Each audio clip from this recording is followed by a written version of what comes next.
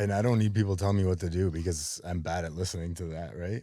I I think mean, we I all do are. need it. I need it, but it's Yes, but it's a suggestion, and have the patience with their journey. yeah. And there's lots of journeys, right? Yeah, buddy, you learn the hard way. I'm telling you. There's so many things with this. Like it's driving me nuts, the podcasting, but I love it. And I'm learning every day about how to do this and how to do that. And, watching a lot of videos, taking a lot of direction because this isn't like something that I've grew up doing but I thought first I started this podcast. I always say this, but I started this podcast to stay sober myself. Right. And I have to remember that was goal number one Good for you. because sure I could sit here and tell you till the cows come home that I'm doing this for everybody else but if I like that's a bonus of this and it's another reason why I started doing this podcast was to get the message out to people but I have to if I'm not sober and I'm sure I can't do any of that, right? Exactly. I can't carry I don't have a message to carry. And you know what I'm seeing in that? What you just said right there? I'm seeing someone who's staying humble and not needing other people's approval, Validation. Yeah. Yeah. right?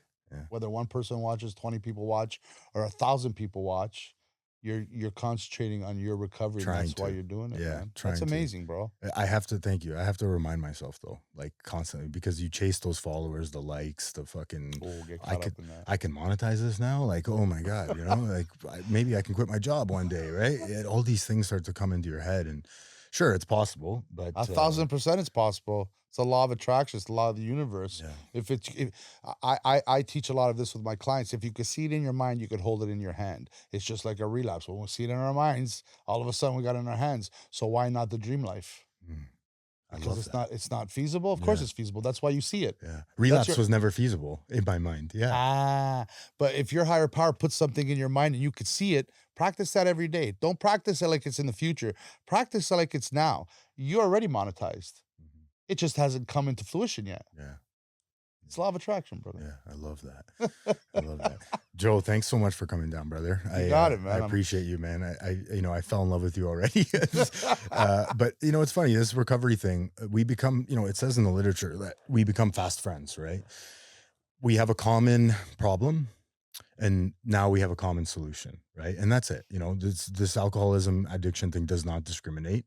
I've met lawyers, I've met homeless people in recovery, I've met fucking people that live under the bridge homeless, I've met people that are doctors, right? And it's skin colors all over, creeds, religions. That's the beautiful thing about this. It's like Mhm. a group we would normally not mix, but we found a common solution where it's like, these are all suggestions, like we were talking about before. But I had a sponsor that would always say to me, these are all suggestions that I'm telling you. Kind of like, I suggest you taking a parachute when you're jumping out of a helicopter, right? Or an airplane. I love that, man. Why don't you tell us a little bit about your story? How you ended up in recovery and what that sort of looked like before and after for you. Uh, before I'm just gonna do a quick recap of growing up. Italian background, Italian culture. We started our journey Christie Pitts, ended up at Jane Shepherd. Um, my dad really didn't want me on the streets a lot. Very, very young age, he had me in hockey. Uh, I flourished there. Soccer flourished there. Home life was okay, but you come from an Italian background, you're always gonna like what I've noticed in my journey is there's a lot of narcissism Mm, in one parent. I'm not saying all of them, but what I've seen on my journey. And at a young age, it was always good wasn't good enough. yeah. Perfect was good enough, and even perfect had its flaws. So at a very young age, if I wasn't perfect, I wasn't trying. So I had to be perfect at everything, right? And even when I did great, it just was never good enough. So in and along that journey, I was introduced to a neighbor where we had a quick connection. Um, at a certain point, sexual abuse started at that, and it was just it was a very very very scary for me. Um, and just the way he had taken advantage of me, this gentleman, and then going home and then going back there, and I remember at a very young age, I must have been 8 years old. Our fathers, the man who was sexually abusing me, he was younger as well. they were all watching a soccer game, and he goes, come here," and he gives me this glass of wine, and I sucked it, but he goes, "Just drink it back," and man, oh man, like, within, like, a minute or so, I was so numb that I wasn't afraid anymore. Mm. He didn't scare me no more, Wow. and, so every time I had to go there, I'd go in my dad's cantina, and I'd grab a glass of wine, and it was almost like I knew, but I didn't know because I was young, but I just knew it made me feel good. What it was, I don't know, I just Yeah. knew it made me feel good, right? And, with some work that I've been doing with people, because what ended up happening was he he just cut me off, and I felt, like, abandoned and stuff, and it's the weirdest thing, right? And doing some work with, this lady that is working with me up at the center, through the nervous system regulation and stuff, which I didn't know, right? She says, "It was rejection for you." And it followed rejection followed me for a long period of time, which turned into people pleasing, Yeah. turned into everybody had to like me. And if you didn't like me, like 10 people could like me. If the one person didn't like me, that's the one I had to sell my story to. Right. Yeah. And, my mom, salt of the earth, like, just, just taught us about God and about Christ and about how much he loves us and all that stuff. But, in our culture, it's always do bad, go to hell. Do bad, go to hell at a young age. I was terrified of God, man. I loved Jesus, but I hated God. And I was trying to distinguish the both at a young age, right? So, yeah, and then you know what? I got into organized crime at a young age. Um, I had enough of my dad. Uh, in and around my draft year, when my friends were getting drafted to go to the O and the NHL and stuff, I quit. Said, "I'm done. I'm done," and I just started an organized crime lifestyle, and it spiraled for many years after that. Mm. Wow. Thanks for sharing that. I Yeah. appreciate it. Yeah, this trauma theme comes up a lot with addicts and alcoholics, right? But you mentioned something that was interesting there is like you carried that rejection thing your whole life, right? How does that show up today and how do you work on it? Hmm. Well, you know what? I'm learning a lot through nervous system regulation. I work with a psychotherapist, personally myself. The rejection part of it, it's ongoing. It's gotten better, with the spiritual journey of understanding that we're all God's children. We're all not meant to be on each other's paths forever. Today, I don't set my boundaries like before, where it had to be take me, take me, take me, take me, put me against a wall, and then react and protect myself, Yeah. right? Because I didn't want to be rejected. Now it's more of, we're just not clicking, and you're not understanding my boundaries right now, and you have to be put aside. I love you, but I'm going to love you from a distance. We don't all get along. We don't all have the same path, right? Like my path towards my higher power and what he has in store for me has allowed me to understand that when I'm rejected, it's themselves rejecting themselves. Mm. It's almost that one points the finger out when there's three pointing back. And I've always been caught in that, right? So rejection is still something I work on, but I've gotten so much better. And a lot has to do with understanding the nervous system regulation. So our fight, our flight, our freeze, our fawn, Mhm. those are all character defects and characteristics that we use to protect ourselves at very young ages when the events happen to, I would have to say, if not all, most people in recovery. Yeah. Yeah, you mentioned a fawn at the end there. That's something I learned recently too. My Mhm, therapist is really good too, and she taught me the fawn. With regards to the nervous system regulation. Um, to me, the way I understand it, and correct me if I'm wrong, but the fawn is like you attach to said thing. So mhm, if I have drugs are in my life and they're causing me a lot of problems, and I can't stop doing cocaine. Um, I sort of attach myself to it and it becomes like my love almost, and I love it. mhm. Am I understanding that right? What Yeah, does it we're mean to people you? pleasing. One Yeah. characteristic of fawning is people pleasing, right? Yeah. Yeah. So kind of latching onto that person so that they'll The person, the drug, we're trying to please to get pleased. mm, codependent too, right? If you Huge. love me, I need you, Joe, to love me so that I can feel okay, Yeah. in my own Yeah. skin. Oh, man, I love that. Yeah, that was the way it was described to me. And I really related with that. I want to talk about spirituality, faith, God, higher power. There's so many ways we can go with this one, but Mhm. I think people, in my experience, hear the word God and they run the other way, right? because of whatever their upbringing, or oh, this is a religion, like I don't want to be a part of a cult, all this bullshit, right? And there's a huge difference I've learned between spirituality and religion, right? So what does faith mean to you today? Well, I like what you said, how the difference between religion and spirituality, right? So for me, religion is a man-made thing. It's a business. Christ is my higher power. And Christ said it, you don't need to go to a temple to worship me. A lot of people go to church on Sundays, and as soon as they leave, they judge the world. Yeah. There's a message at the churches as well. I'm not gonna disrespect it in any way. That's their belief system, and great for you. But I do use a lot of the church and analogies to make people understand what we've been through. Because what I believe is addiction is in every single human being put on this earth. Because uh, higher power, God, universe gave us free will, right? Um, for me, I believe that out of all the addictions, the alcoholic and the drug addict, believe this or not, I believe they're the chosen ones. I believe we were the ones sent here, and at a very young age, that evil entity that, almost like you're watching a cartoon and there's the good guy and Yeah. the bad guy, Yeah. right? And where do we go? We always go with the bad guy, right? So at the beginning of any cartoon, you do that bad thing, your stomach's telling you not to do it, and this guy's there saying, just do it. You get away with it, and then every time you watch something like that as a young age, you notice at the end they ended up being honest about what they've done, and they make good on what they've done, and then the angel comes and says, good for you. For me, it's that simple, a spiritual journey. Feel what's coming in you. Feel what's coming in you. I am not here uh to fix the world. I'm here to fix myself Mm. so the world can relate to what I'm doing. What I'm doing is what I've been told by faith. Be a good person, unconditional love. Understand that just because I don't know you doesn't mean I don't love you.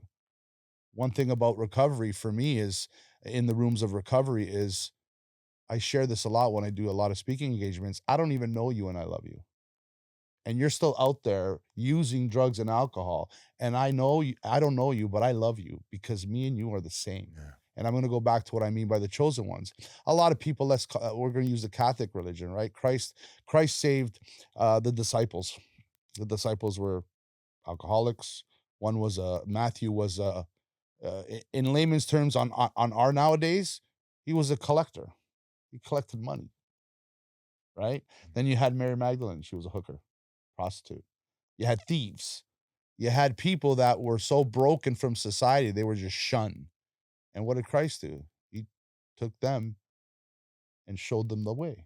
Now, I'm just talking Christ because it's my higher power, but spirituality in general is like that. I don't judge a drug addict, whether you're on the street as a homeless person or you're in an office as a Mm. lawyer.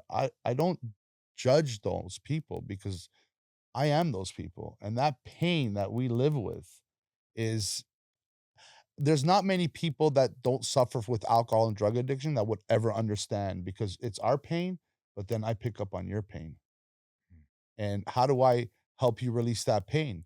By working on my pain. And then we connect, right? Yeah. And in the rooms of recovery, it's instant family. We don't all get along, but we're instant family. Like anybody could call me in recovery. We might not got along. We might have skipped and fallen out of our journeys. But if they call me saying, I'm suffering, I'm gonna be there Yeah. because that's a human being and that's a child of the universe, child of God, w- child of light, whatever it is that you want to connect to. And that's one thing I think that separates religion from spirituality. I believe my personal experience, I'm judged the most by people in religion. Mm. When I've fallen along my journey, like you know what, it's easy to support someone on a journey of recovery that's getting to the gym, that's reading, that's doing great podcasts like yourself. Uh, it's easy to support that person. But the true testament of unconditional love is when that person falls down. And instead of saying, you're not supposed to do that. Well, thank you. Of course I know I'm not Yeah. supposed to do that. That's where the love comes. How do I support someone that I can't agree with what they're doing and not understanding that they have no power to stop once they're in. Like it's easy to support somebody that's Yeah. going to recovery. I love that. You said a lot of good stuff there. I found that to be especially true, in my last relapse with my wife, right? Everybody, she was there in the worst moments, and I put that woman through hell, right? And it was a true testament of her character.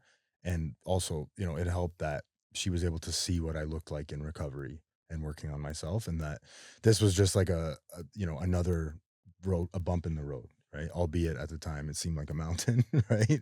Because we drag people through the mud, as I always say. Hmm. I also really liked what you said about changing ourselves and not changing the world. I spent a lot of time being, and I still do today. I can be this guy. Mm. I've heard this before. The sheriff of the universe, right? you know, The director. yeah, the director. You're not doing it. That's not how you drive. You're not doing it right. This is the way. Blah blah blah blah blah. Right? And it's like, dude, I can simply put it as simple as this. I heard this recently. It was like that person. If someone pisses me off, someone does something I don't like, or somebody can't stop using drugs or alcohol in my life, it's like, right now, that person is simply not living in the way I would prefer. You know, they're simply not living in the way I would prefer, right? Whenever I have an opinion on something, Hmm. because I have a lot of opinions on things. You should be doing it this way. You should be doing it that way, right? So, I have to change myself, and you said I need to like get other people to kind of see what I'm doing and relate to me, right? I really like that. Um, what was early recovery like for you, and how did you navigate that? How did you get through that? Because I know the first bit for anybody can be really tough, right? The early bits of recovery was me. It was it was just some time where I knew that something was just completely wrong because it was fun. At the very beginning, man, it was fun. Like escaping reality, not a care in the world, um, going to the clubs, vacations, living a certain lifestyle. Money is just no object type of thing. And something started happening where at night, sorry, not at night, the next morning when I wake up, I'm like, please, God, please, like, just, I want to stop. Mm, Like, I want to stop. I can't do this every day. And my mom being hurt by it. And I'm like, I swear to God, I'm done. I'm done. I'm done. And then 2, 3 days later, right back to the yeah, cycle. And it's like, I'm here again. Right. And I was angry at God at those times too, man. So when I would hear him, I'd be like, "Go just leave me alone, yeah, man. Like you didn't save me. I'm gonna save myself." And so as time kept going, I found it where it was like every time I was waking up, it was like, please just help me. Please, if you're out there, just help me, please. And you know what? Like now when my higher power communicates to me, because he don't talk to me, but he communicates to me. Like yeah, he'll put a stop sign with flashing lights in front of it. yeah, And nothing happens in God's world by mistake. So if I'm feeling a certain way and I'm seeing a freaking stop sign with flashing on it, I'm listening to my higher pinks go in the other direction, right? So in early recovery, I went to the rooms of recovery because I didn't want to use every day anymore. Just get me to Friday. yeah, Just get me to Friday. yeah. That's what my sick Yeah, mind I was want saying. that old lifestyle back where I Yeah, was able to I control want it, the right? fun back, Yeah, the right? fun. Yeah, yeah, And like far from it, because once that evil entity was just had all the power, the world I guess understands is that as the devil.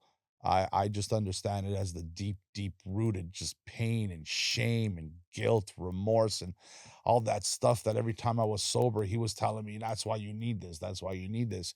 So when I went to the first time in the rooms of recovery, that's what I was doing. I was doing it for that. And fast forward a couple years after 2012, 13, when I first got in the rooms, I ended up in treatment, 2016, mm, you know, broken marriage. I tried to leave the marriage 2 or 3 times, not because she was a bad person or I was a bad person. I decided to stop living a life, and both of us just couldn't, you know, we weren't compatible, right?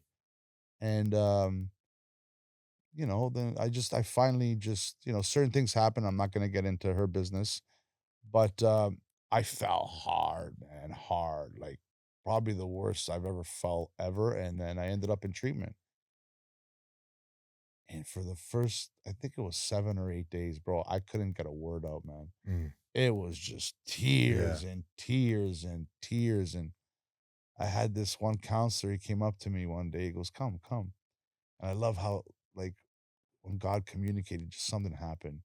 So he brought me on the side, and there was this beautiful field, and he's like, "Listen, man, you're a good guy, but if you're gonna cry every day for 30 days, you're gonna leave here and you're going right back to using, Yeah. man. Whatever that pain is, start using it as a strength. It's Friday today. By the time I get back here on Monday, just tell me you've even spoke to 2 people. Just show me you've read a couple pages." I don't know what happened, bro. Well, I do know what happened. He gave me the power, and I took it and I went with it, and man, oh man, like, I was talking to people, reading, writing, like, within 3 days, I went to the gym 2, 3 times a day. There was a huge shift, Mind man. shift, mindset Yeah, shift. yeah. Yeah. Wow. I love that. Yeah, I agree 100%. My higher power, my God, I choose to call it God because it's easier, plain and simple, right? It's not this bearded guy in the sky, and that's me. It's this force, this inner teacher.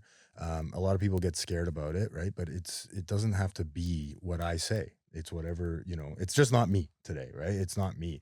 Um, he communicates through other people. And that was a perfect example there where, the universe, this force is coming to you and saying, Joe, you got to change something here, right? Something's got to give, something's got to change. And it just came in the form of a counselor at that time, right? Oh, I love that. Yeah, I can give you a book of times where people have showed up in my life. And at the time, you don't see it like that, right? You're just like, oh, this fucking guy is just, wants his job to be easier. But, it's a message from the universe. It's a sign, whatever. You said the red flashing lights. Like, yeah, if you keep going in this direction, you're going to end up right back where, and that scared the shit out of me because every time I've relapsed, it's always gotten worse, without a doubt, no matter what. I've always picked up where I left off. I was doing new drugs. I introduced new things into my arsenal. I hung out with new people. I got closer to the fentanyl than I needed to be. Right, closer to death than I needed to be. Why do you think, to you today? You touched on it a little bit, but why is faith so important? Why is spirituality so important in recovery?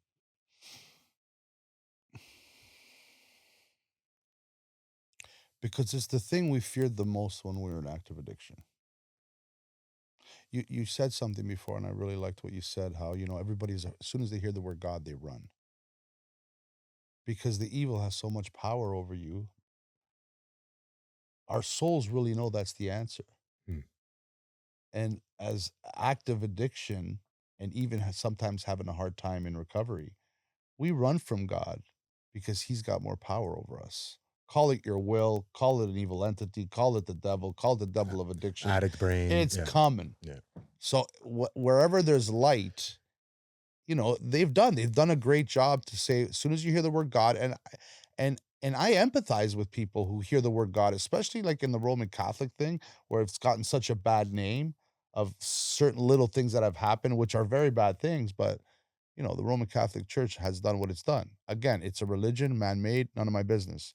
Um, but yeah, you know what? I forgot the question. Sorry. That's Go ahead. okay. Um, I like, I should have given you time to respond to what I was saying, but don't worry. I mean, No, at the end of the day, um, why is it like I came into recovery and every single person had a higher power that had clean time and had a lot of time, right? And was happy, like, why are you so happy? Right? Because they had this higher power in their life. Why is it so important that we get spirituality, get a higher power? thank you very much. There we No go. problem. Because it's the trueness of us. It's uh it's it's us trying to recover the child in I love us. that. Yeah. A child is free before it's programmed by society, right? I mean, like, I'm 49 years old. I'm probably one of the biggest kids you'll ever meet. And because I do my best to enjoy life, I do my best to not get caught up in the whole, like you said it before, don't tell me what to do all the time because I'm gonna go the different direction. Like, I just met you and I could tell one thing about you. You have a pure heart. Your soul is beautiful and real, Thank you. and that's where That's where that entity doesn't want us to be. Yeah. So that's, for me, that's where spirituality is being open, free, loving, kind, understanding towards anyone of God's universe's creatures, because we're all here. We're all here. We're all spiritual beings having a human experience. And we're all doing our very best. Now, like you were saying, I could right away tell everybody how to write their scripts. You know, I think a lot of people, including myself, because I still have to do that work every day, if I'm judging someone, then I'm lacking something in me that I haven't worked on yet. And as the journey continues, I get caught up in that whole stuff too. I was having a conversation with someone this morning, and I was like, and my peace is my peace. And if you're going to keep these people in your life, and I don't want nothing to do with that, because my peace is important to me, and my peace, no one's allowed to come and take pieces of it anymore. But I'm putting this on someone else. Yeah. This has nothing to do with them. Because they're close to me, my fear of losing them, rejection, is almost like selling a story because I want what I want. That's not spirituality, Joe. Spirituality is saying, this is why I choose to live this way, and I hope that you come on the journey with me. And if you don't, I'm still going to love you, and if you need me, I'm still going to be here when you need. Yeah. It's simplified, right? It's not always easy, but like the program says, the program is simple. It's not easy though. Yeah. Choose your heart, right? Like staying in active addiction is hard. So staying in recovery. Yeah. We have to choose our heart. Going to the gym is hard. Staying home and eating donuts all day is hard. Choose your heart. Staying in an unhealthy relationship is hard. Staying in a healthy relationship is hard too. Yeah. It's work. They're both work. We just get to, as people that become more spiritually fit, we start to understand that spiritual journeys are not the rainbows. Spiritual journeys are the storms. We just learn how to navigate ourselves through the storm instead of sitting in it like we would in active addiction. Right? And pretending like everything was okay. Like everything's okay, because you know what? It's not raining on me, so give me another hit. Give me another beer. Give me another vodka, right? It's like, or it'll get how better. am I getting out of here? Well, the light's over there. Yeah. So that's where the gift of the spiritual journey is, right? But a man said this so beautiful one time. He goes, celebrate the top of the mountain when you get there. But remember one thing, as soon as you turn around, you're at the bottom of the next. Yeah. It's life. It's a journey. It's beautiful. Everything has an end, right? Yeah. Every day has an end. Yes, sir. This too shall pass is another one that I love that. I think of when I, and it goes for the good stuff too. When things are going really well, like this is eventually going to pass, buddy. Enjoy it. Exactly. Yeah. Be grateful that it even showed up in the first place. Yes. I think about too. I talked with somebody on this podcast about he had lost his husband, and he had a lot of grief about it, and he brought up something that they teach in grief training, and I'm sure you've maybe dealt with this before, because grief is everywhere, right? But it's like you lost something and you're very emotional about it, and it's really affecting your life every day. You can't stop thinking about it. This grief is sort of surrounding you at all. Everywhere you go, you're being reminded of this person. He taught me that I should be grateful that I even had that relationship in the first place, right? The reason I'm feeling this way and so upset and hurt and sad about this is because I had so many good memories with this person. Not everybody gets that, right? And I should be grateful that I even had the experience in the first place, right? So it's a little bit of a mind shift, right? Oh, grief, right? Grief's a process. Grief, like for me, I'm a strong believer as the 12 steps is not, it's not just for alcoholics and drug addicts. It's such a beautiful journey to take those 12 steps, because it's all inner work. Yeah. It's all inner work. And I love what the man said. And like growing up in a Catholic home, death was final. It was final. It was like, oh my God, what do we do now? What do we do now? What I'm really loving to see and respecting so much what people are doing is this celebration of life. Yeah. I love it so much. It's a lot better than Italian funerals. You know what I mean? Like, it's like, if you don't suffer, that means you didn't love them. Yeah. No, because the truth, like, I don't know. That's just my opinion. No, I agree. I've been to both. I've been to the celebration of life, and I've been to the funeral. And it's like, there was a lot of good here. Let's talk about the good times and the memories that we had with this person. Yeah, no, you show some respect. Yeah, yeah. Oh man. It's true though. I mean, it's I should be happy that I had that in the first place. Yeah. Um what sort of daily habit like what is a good day in recovery look like for you? And I don't mean external things, but like Joe wakes up in the morning and I've had a good what do your dailies I look love that like? question, brother. That's awesome. Uh, my daily thing is, my daily routine is, and I'm not 100% at this, but close enough. I wake up, say my prayers. So I hit my knees, I say my prayers. I do a little meditation. I write 3 things I'm grateful for, Nice. and I get right to the gym. I get right to the gym. I get it out. Um, Majority of the week, I take my dog for a nice nature walk. Um, get home, make sure whoever's at home, w- like with my partner now as well, we've started where every morning we give ourselves 3 things we're grateful for in a Oh, that's text great. message. Yeah, that's great. And she Yeah, came up with it, and I friggin' love it because that's I'm like, I get awesome. to write my grateful, and now I got more things to be grateful for. And people need to understand that shift is a mind shift. So I'm just gonna go along, and then so I don't really I do a lot of fruit fasting stuff nowadays. So I don't really eat till like the afternoon, probably around like 5 or 6. Um, I go to work. I love what I do. I love what I do. It doesn't always work out the way I want it. Yeah. But you know what, man? When I see the aha moment, man, I don't hold back my tears. In the certain industry, they always say, you never show your emotions. I can't. Yeah, I it's hard. can't. What do you want? Like, I'm Yeah. gonna give the guy a hug. I'm gonna give the person a hug and say how proud I am of you. Gratitude Be cry. proud of yourself Yeah. because this is not the easiest journey, but it's very rewarding. Um, Just to clarify, you're in the recovery space. You're working with new addicts and yeah, yeah, alcoholics. yeah, Yeah. yeah. Yeah. Yeah, that's about it. I get to as many meetings as possible. Um, and I connect with a lot of people in recovery throughout the day, maybe 3 or 4 people throughout the day. Um, Send my home group a couple messages whenever I can, and yeah, make sure to have small little conversations with my kids when they're with me, and when I get to see them, it's nice being present for the kids, and I Yeah. get to see my mom, and my mom, she's so happy to see the journey I'm on, and old school Italians, Yeah. if you're Yeah. happy, I'm happy. Yeah. Yeah. Yeah. Yeah. That's beautiful, man. I heard a lot of connection in there, and I didn't hear anything about your phone, so that was good. I hate I, phones, bro. I'm I working hate on that. That's one of those things where it's like such an easy, quick connection, dopamine connection, right?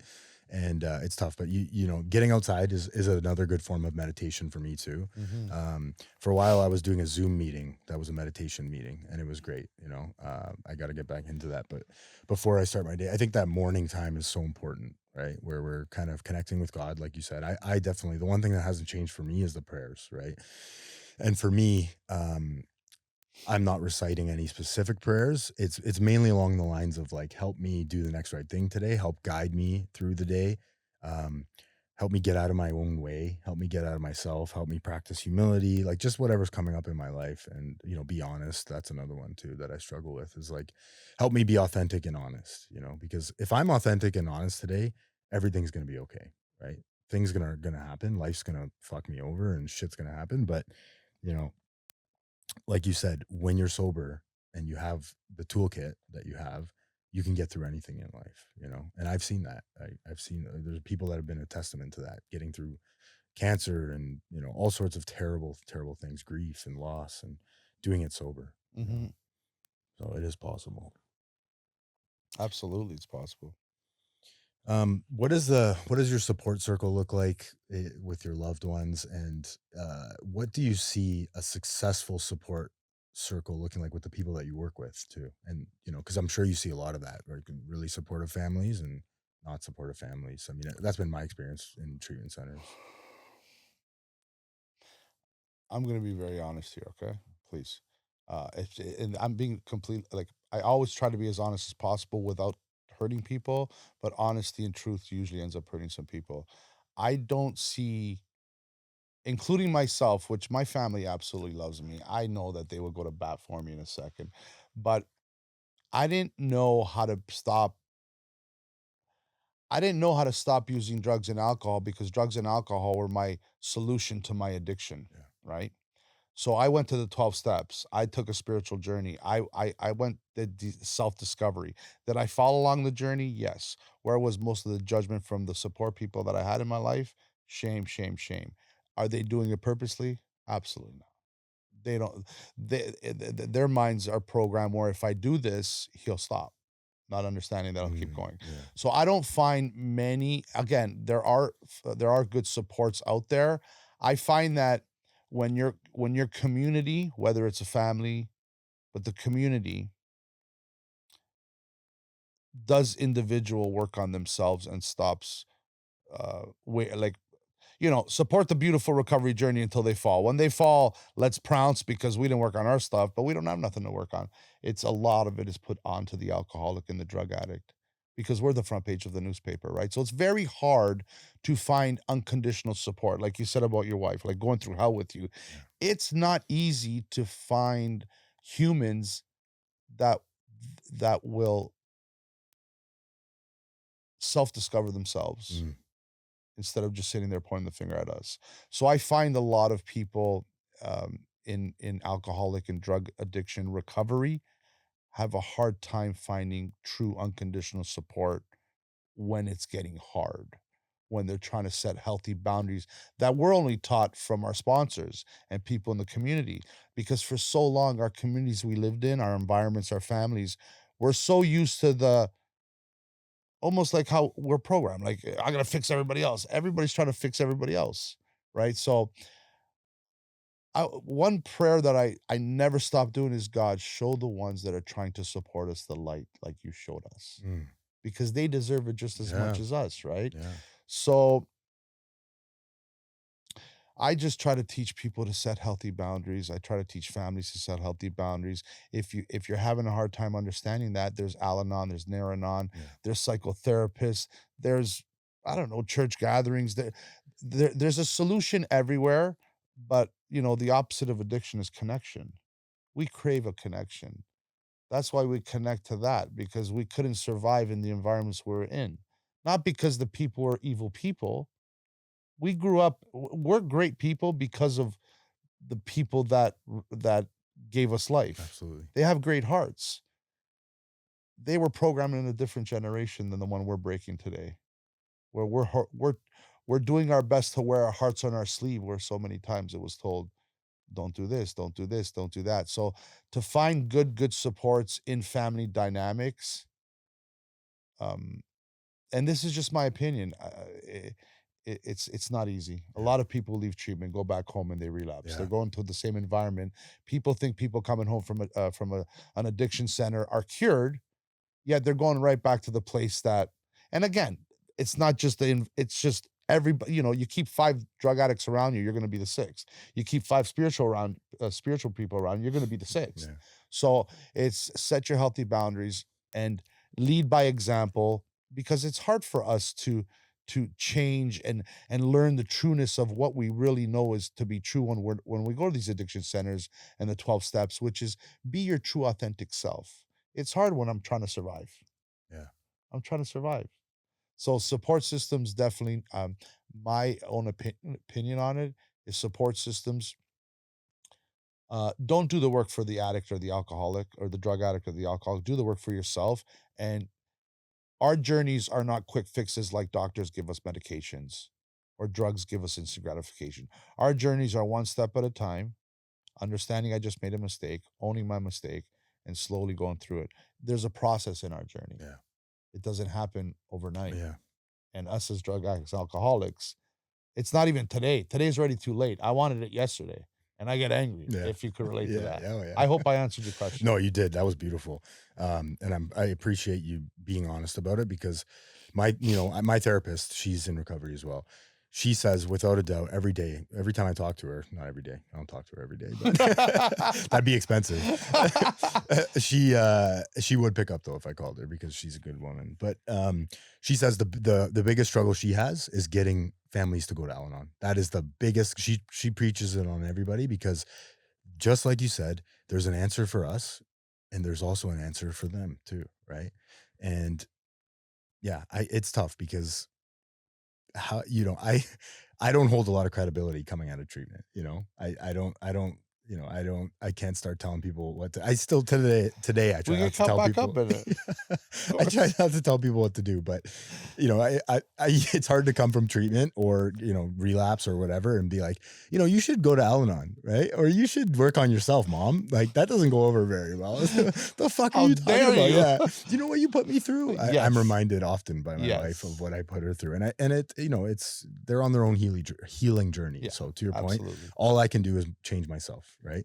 A spiritual awakening, one of my favorite definitions in the literature is spiritual awakening is a profound alteration in my reaction to life. I You know, love that. I wake up in the morning and I'm in addiction. This guy fucked me over. This guy did this. Don't you know I'd be successful if this wasn't happening, right? And when I get sober in recovery, it's like the world's not changing. Like you said, the world is not changing. Anthony's changing. Joe's changing. Oh, maybe this is happening to me so that I can grow.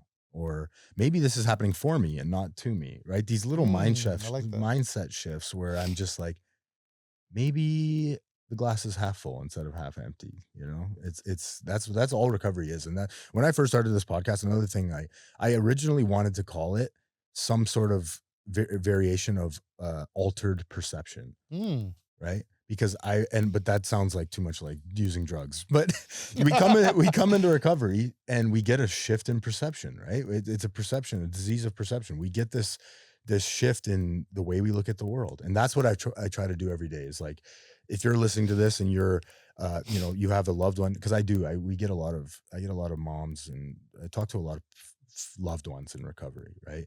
And I did an episode with a dad that's has two daughters in one in recovery and one in addiction, and he did a great job. I'm gonna have him back on here. He's Rob. He's great. I got a lot of messages from that one where people were like, "Man, you made me think of something differently, right?" And that's all I'm trying to do here is Yeah. like, maybe I should try that, right? And to your point, it's like, maybe I'm gonna work on myself a little bit instead of trying to change my loved one because you can't fucking change them. No. Can anyone change you? Right? I'm sure they tried. Not even God has the power to Yeah. change me unless I go to him. Yeah. Yeah. But you have to do the groundwork, Yeah. right? Like you said. Absolutely. Yeah. How do you carry the message of recovery today, Joe? Treat others as you want to be treated. Just treat the world as you did when you were a child, and your life will always be beautiful. Because I'll see children look at a kid and say, "Why are you fat?" An adult will look at that like, "What the hell are you doing?" Yeah. But the child means nothing Yeah. from that. Yeah. Nothing at It's all. so true.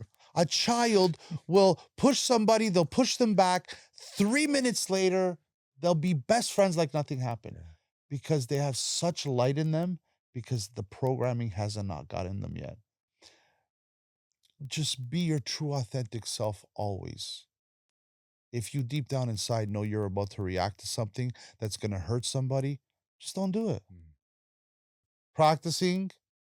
Preaching, not always practicing. Yeah. That's why I love our step 10, make that daily inventory Yeah. because we are not perfect beings, never will be.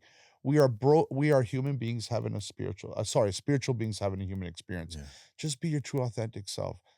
Be the child that you crave, like be the child you wish you could be again. Mhm. Just be that, man. Be that. It's so fun to Screw being an adult. Yeah. Like, be responsible. Do what you gotta do. Like, go to work. I'm not saying go play all the time, but but find the time to go out and play.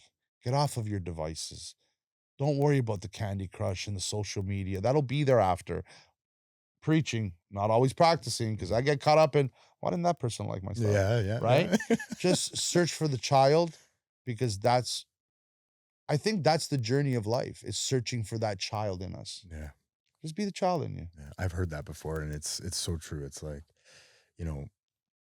just take any time. Even in the elevator ride on the way down from my condo on the way here today, I always notice children because they fascinate me, right? It's like, and this kid, just no worries in the world, right? He's just thinking about the next.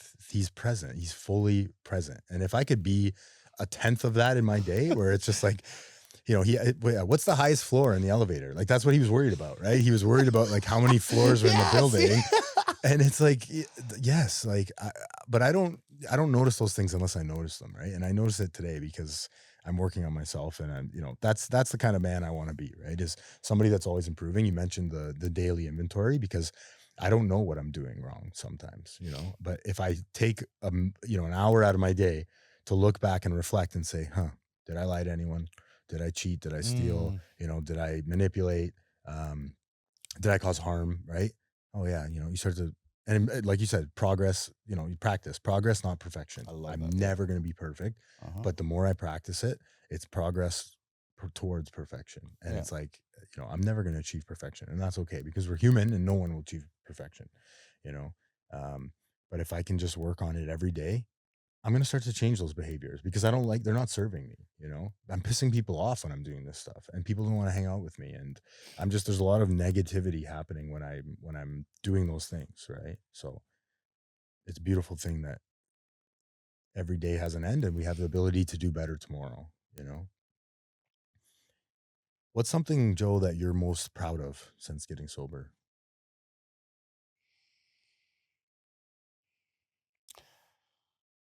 One thing that's coming to mind right now, which I've been working on, the ability the ability to choose my peace over anything else, whether it be my children, whether it be my partner, whether it be my family, whether it be friends. If you're coming to take pieces of my peace, I'm going to talk to you about it, but you're not stealing it anymore. Mm, Life for me, through that hell that I've had to live through for many, many years, where I'm at today, peace is so important. And to acquire peace, you must go through storms, I believe. yeah. But there's peace in the storm as well. It's the perception of it, right? Is it easy? Yeah, I'm sitting here right now. I'm having a great time with a beautiful guy in recovery that I love to death, and it's the first time I met I him. know, me But our too. souls have connected somewhere along this journey for sure. Um, Peace, to acquire peace. Everybody wants to be happy, but you cannot be happy all the time. Yeah, You can only be happy because you felt sadness and vice versa. But to acquire peace doesn't make life always a joyous and free and happy occasion. It gives me the opportunity to say, sit back, don't overreact, choose yourself, separate with love and kindness. Do not ever say never, because things happen, people go, they come, they go, they come. But I choose today to not lose Joe anymore because I'm too important to myself today. I'm the most important thing in my life yeah, today. There's nothing more important than Joe today. My children are my world, are my world. My mom, my family, they're my world. But they don't have nothing if Joe's not number one to Joe. yeah, Call it selfish, call it selfish. It is selfish, to be honest with you, it is. But it's a healthy selfish, because if I choose Joe today, I can only be the healthiest version of myself. yeah. And then everybody wins, right? Yeah, yeah, I love that. If I could just finish, Please. I was speaking to you before about the law of attraction, right? And I think I was saying it to you. If you could hold it in your, if you could see it in your mind, you could hold it in your hand. If I give out a vibe all the time, a vibe, that vibe's coming to me. Mm, So yeah, if I could give love, love, love, even when it's hard, love will come. Am I doing it for that reason? No, I'm not. Today I don't. I got caught up in life doing things and saying that he didn't give me back what I, why would he not do that? Everything I did. No. Today, if I do something, I do something because it makes me feel good knowing that I brought some joy to someone else. yeah. Right. So I hope that. Yeah, no, it's true, and you know, you made me think about a moment. Yeah, so I live downtown Toronto, and this has been happening actually a lot more lately. I'm happy you brought this up because I hadn't thought about this in a while. I've been reacting a lot to people, and I'll give you an example. One of my pet peeves is people that honk way too much in the city. Mhm. right? Like hold their horn, it's there for a hazard, right? And I don't hopefully I don't start ranting about this because it drives me nuts, right? When you live in the city enough, you can hear it in your building, right? But so there's this guy the other day where just had a beautiful dinner for my wife's birthday. My parents came downtown and we're walking down the street. We got ice cream. Everything's good, golden. I'm happy. I got a new job at a treatment center. So that's like good Nice. things are happening in my life. And the it's just it's beautiful. And I want to mention too is like for a long time in recovery, things weren't really adding up for me financially, right? And this is one thing I really want to preach to people, and preach is the wrong word, but I really want to get out there that sometimes you just have to wait a little longer. Don't Like, leave before the miracle. yeah, exactly. Don't leave before the miracle happens. Sometimes you just gotta. It's coming, right? The gifts are coming, and it's not like my life has changed completely, but I wanted to get a job at a treatment center, right? This is something that I really want to do. I'm going back to school for it too, right? So Nice. That's amazing. these things are starting to unfold, and it's because I stuck the difficult path. I trudged it out, and sure, it's only been 6 months again. Only I shouldn't say only. It's 6 months Wow. is a good, it's a good God amount of bless, time, brother. especially when I couldn't get 6 fucking minutes together. I couldn't, right? So anyway, so I'm walking down the street. Things are going really well, and this guy's holding his horn. The whole street's vibrating through the street, driving me insane. I literally walk away from my, and this isn't me. I don't normally do this, right? And I start getting into it with the guy. He's got his window down. So I'm like, I'm going to tell this guy how he's doing, right? And how he's pissing me off. And I just lose my mind, right? And we get into it. And then whatever, he's embarrassed. He drives away. I'm embarrassed. And people in the street are now looking at me, right? And it's funny how it just kind of happens like that, right? It comes out of nowhere. But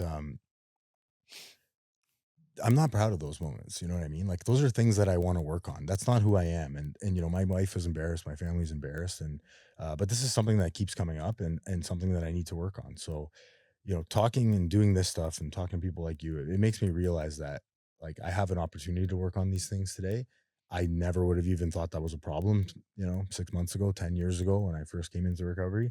Um, or when I was in my active addiction, but it's a beautiful thing, man. It really is that I can put out good into the world. And so I look at that experience now and I try to do this on it. When somebody pisses me off, this is where I was going with this, sorry. But when somebody pisses me off, and it happens a lot in Toronto, there's a lot of tourists and stuff like that. If I just react with a smile, or you mentioned putting out good energy into the world, there's a little part of me that's like, I'm gonna get that back someday in some way or another. But also, I just exact to your point, I've never got into an altercation with someone ever in my life, physical or mental, verbal, where I felt better after. Never, Oh no. never. Even if I've been right, justified, people are applauding me, whatever. Then that's not happened before, but I've never felt better after that. Right? Never. It's never happened where I've made my point, embarrass the person, because that's usually what I want to do is embarrass the person. I've never felt better. So yeah, it's always ended up worse, is what I'm saying. Why do you think that? Yeah, that's a great question. I love that question, and we talked about this in my treatment center last time because we had a counselor there that would always come in and complain about Tim Hortons, and this guy was like, he would he would complain that and this guy was very in tune with himself. He was a therapist, and he was honest. He'd go to the same Tim Hortons every morning, and the guy wouldn't cut his bagel all the way through, and it was driving him nuts. Oh my gosh. I think I know what you're talking Every single day. He's like, about. "You have one fucking job, right? Just cut Cut the the bagel bagel. all the way through." It would drive him nuts, and he would always talk He's about doing it this. purposely to me. It's all about me. And Exactly. he's doing it to me. That's exactly what he said too, right? And I asked him one day because I'm so interested in that too. It's like, why does that bother us so much when because he embarrassed the guy or did something about it, right? Why? And so to answer your question, because I don't think it's what we were meant to do, right? In our DNA. It never feels good because I don't think we were meant to put other people down. Right? The outcome is never what we thought it would be. Because God's in you. Yeah. I've heard people, and because of certain lifestyle I lived, I couldn't show, oh my God, did I really hurt him that much? No, but I went home, 25 years old, home, crying to God, please help them. I could not show that out there. I was so scared to show God out there. Hmm. I show you evil because he had the power over me. So you feel bad because it's not you. Yeah. It's not you. It's not you. And it just, something rang through to me when you said that you attacked that guy honking, which, oh my God, man, when they just like, it just honk. Yeah, like, just like once or right? twice, right? Right. If I may, what I found from that was your wife's birthday, your parents come down, right? You're early on in recovery again. Yeah. So you're holding on to some things. Absolutely. And then how do I protect them now? If he's bothering me, he's bothering. I got to protect them. You went to protect your loved ones, brother. It's so beautiful when I could actually see it because I've done the same things, same things. Yeah. I will overreact even more when my loved ones are around because I have to protect them. Yeah. Right. I hadn't thought about it like that. Yeah. Sorry, I might be wrong. There's always a reason. I mean, it's in there for sure. There's something, and watch when I leave today, I'm gonna reflect more on that and be like, yeah, you know, there's a part of. I think there's truth in every bit of, you know. We subconsciously do things because we think it just pisses us off. Period. Right. But you're right. There's more to. I believe that too, and that's, you know, where therapy has brought me. I want to end with this, and I usually end with this on this podcast. If you could say something to a struggling addict or alcoholic right now, what would you say?